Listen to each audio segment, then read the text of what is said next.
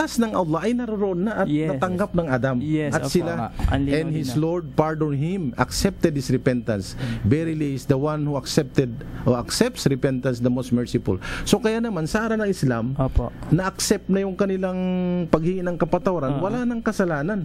Kaya wala tayong minamahan ng kasalanan mula. Hindi paniniwala na kasalanan. Kaya very clear sa Islam nandito. So alhamdulillah. At si brother Ustaz Abdul Jabbar naman, inshallah.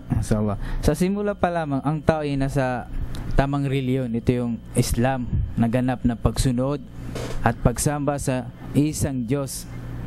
Ang Allah ang nasa, siya ay isilang. Sa dahil ang batay wala pang lakas at hindi pa wasto ang kaisipan at talino na pumili at magpasya ayon sa kanyang sariling kagustuhan, siya ay sunod-sunura lamang sa lahat ng nais gawin ng kanyang mga magulang o ng mga taong nagaruga at nagpalaki sa kanya. Ang mga taong ito sa kanyang paligid ang siyang may kakayang akayin siya sa tama o maling landas ng pagsamba. Dahil sinabi ni Propeta Muhammad sallallahu alaihi wasallam, ang bawat sanggol ay ipinanganak sa ilalim ng fitrah. Ngunit ang kanyang mga magulang ay ginawa siyang isang Hudyo o di kayo Kristiyano o Pagano. Ibig sabihin, ang lahat ng ipinapanganak na bata ay Muslim na sumusunod sa utosang nag-iisang tagapaglikha, ang Allah subhanahu wa ta'ala. Kaya sa paglagi ng tao, ang reliyon na kanyang sinusunod ay hindi piniling kusa. Bagos ang reliyong kanyang sinusunod ay tao lamang ang may gawa at turo lamang ng kanyang kapwa. Kaya sa sandaling sapiti ng tao ang wastong gulang at kaisipan at kanya nang malaman ang tama sa mali, dapat na niyang alamin ang buong katotohanan. Narapat siyang pumili at magpasya ayon sa sariling kalooban at kaisipan.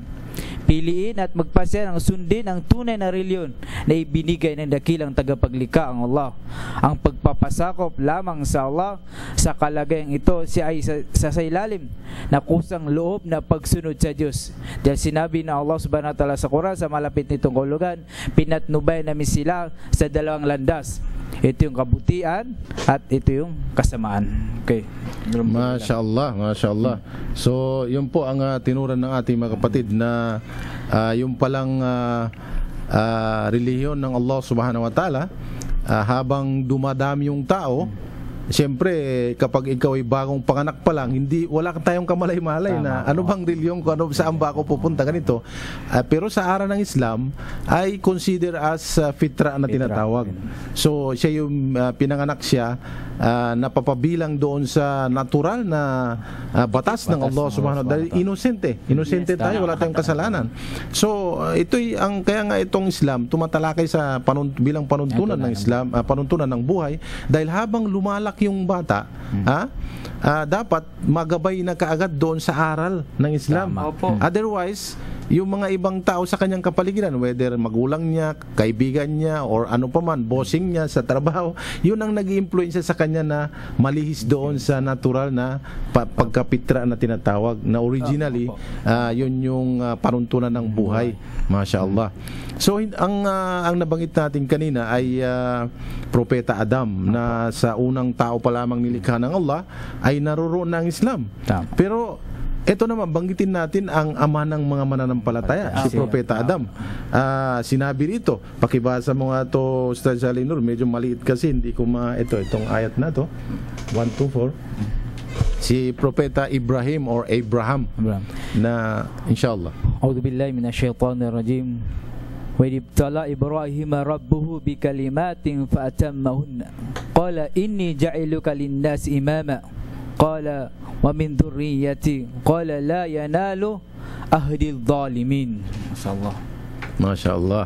So yun po yung isa sa mga passage sa loob ng Quran o ayat sa loob ng Quran sa chapter 2 verse 1 to 4 na nagbabanggit or binabanggit ang propeta Abraham or Ibrahim alayhis salam sa pinakamalapit na kahulugan nito sa English.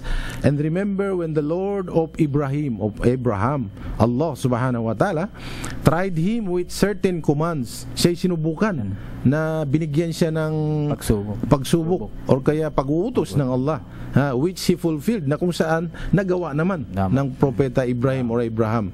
Allah said, said to him, "Verily, I'm going to make you an imam or leader for mankind to follow you." Ibrahim said, "And of my offspring to make leaders." Allah said, "My covenant includes not the zalimun or the polites or the wrongdoing." So ibig sabihin, pinipili ng Allah kung sino yung bibigyan niya ng covenant, ng pag-uutos. Dahil sabi ng Allah, includes not the zalimun. Hindi yung mga tao na zalim, ibig sabihin masasama o suwail, kumbaga. So pinili niya mula sa mga lahi ng mga propeta. Kaya naman nakikita natin ng mga propeta ay nanggaling talaga yan sa mga lahi ng mga propeta.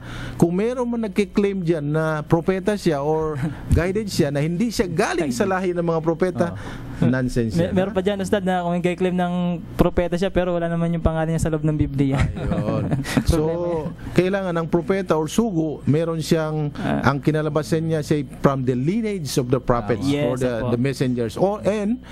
Meron siyang natanggap na divine revelation. Opo, yun po kastiyakan ng propeta. Ayan. Yan ang patunay na yan yung kumbaga documented yung kanyang pagka